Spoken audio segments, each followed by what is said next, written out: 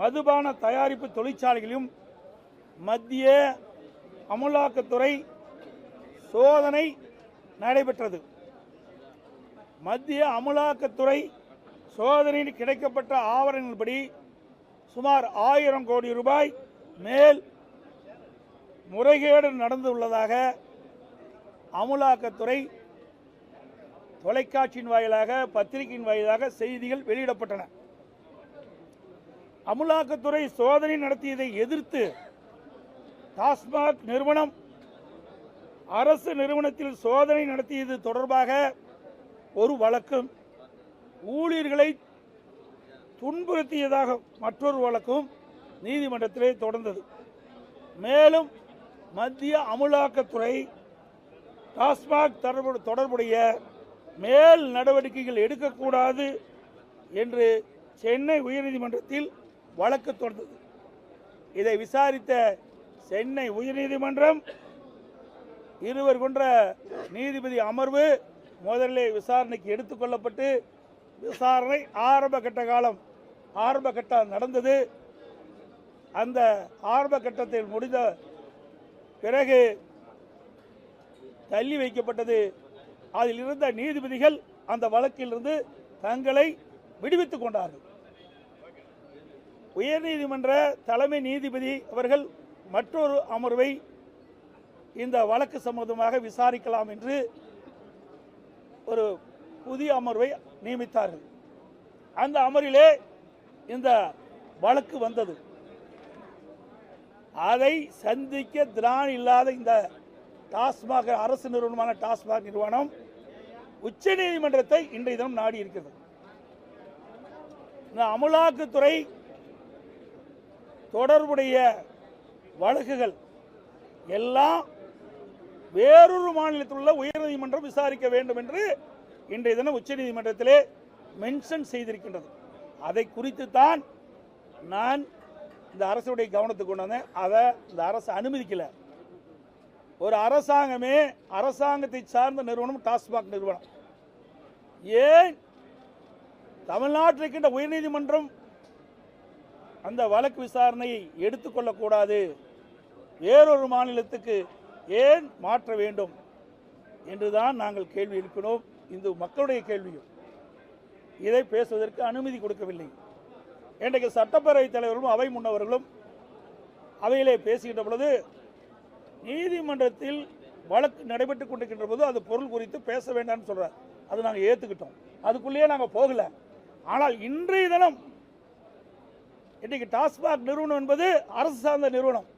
அந்த நிறுவனமே அரசின் சார்பாக உச்ச நீதிமன்றத்திலே இந்த அமலாக்கத்துறை சம்பந்தமான வழக்கை தமிழ்நாட்டில் இருக்கின்ற உயர்நீதிமன்றம் நடத்தக்கூடாது, அதற்கு பதிலாக வேறு மாநிலத்துக்கு உயர்நீதிமன்றம் நடத்த வேண்டும் என்று இன்னைக்கு மென்ஷன் செய்திருக்கு. அதைத்தான் நாங்கள் கேட்கின்றோம். அப்படின்னா அந்த அரசாங்கம் தவறு செய்கின்றது நிரூபணமாக இருக்குது. ஏன்னா எதுக்கு வேறு மாநிலத்தில் சுட்டி காட்டுறாங்க? எல்லா பகுதியிலுமே நீதிமன்றம் தானே. இந்தியாவுக்குள் இருக்கின்ற பல மாநிலத்திலும் உயர்நீதிமன்றம் இருக்குது. எங்கு விசாரிச்சாலும் இதைத்தான் விசாரிப்பாங்க. ஆனால் தமிழ்நாட்டில் விசாரிச்சா அவ்வப்போது தொலைக்காட்சியின் வாயிலாக பத்திரிகையின் வாயிலாக இவர்கள் செய்த தவறு உடனுக்குடன் போய் சேரும். அதை மறைப்பதற்கு தான் இந்த அரசாங்கம் இப்படி தில்லுமுள்ளு வேலையை செய்திருப்பதாக நான் கருதுகிறோம்.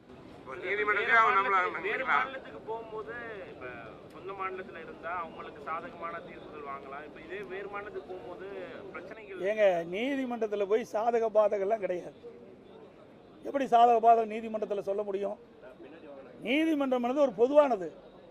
அதில் இருக்கிற வாதங்களின் அடிப்படையில் தான் தீர்ப்பு கொடுப்பாங்க.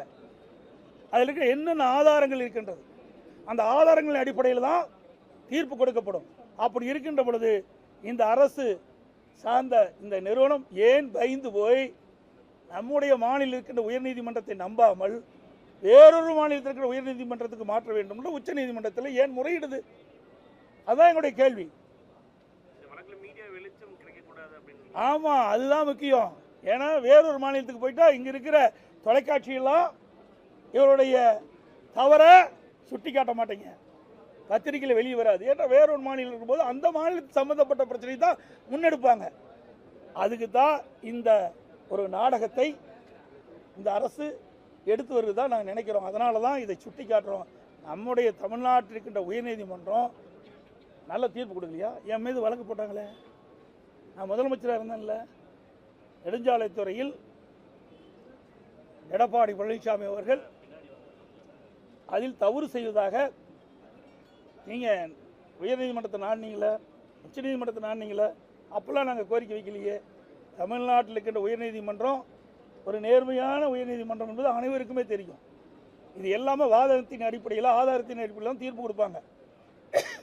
அப்படி இருந்து நாங்கள் சந்திச்சோம்ல, எங்கள் அமைச்சர் மீதெல்லாம் வழக்கு போட்டீங்கல்ல, அப்போ நாங்கள் ஏதாவது வெளி மாநிலத்தில் விசாரிக்கணும்னு நாங்கள் ஏதாவது கேட்டோமா? இல்லை, இவர்கள் ஆட்சி செய்கிறாங்க.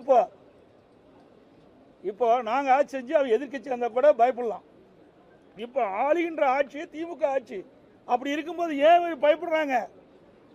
இதில் ஏதாவது தவறு நடப்பதாக தான் தெரியுது. எப்படி தனிப்பட்ட? இது அரசு சார்ந்த நிறுவனங்க, என்னுடைய பிரச்சனை இல்லை.